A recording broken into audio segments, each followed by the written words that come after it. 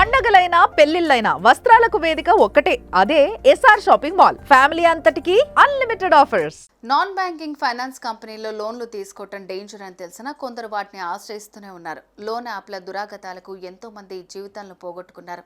అయితే సకాలంలో పోలీసులకు తెలపడం ద్వారా ఓ యువతి పెద్ద గండం నుంచే బయటపడింది. ఇంతకీ ఏం జరిగింది?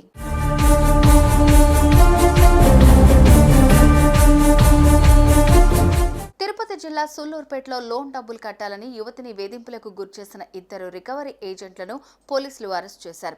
కేసు వివరాలను జిల్లా ఎస్పీ సుబ్బారాయుడు మీడియాకు వివరించారు.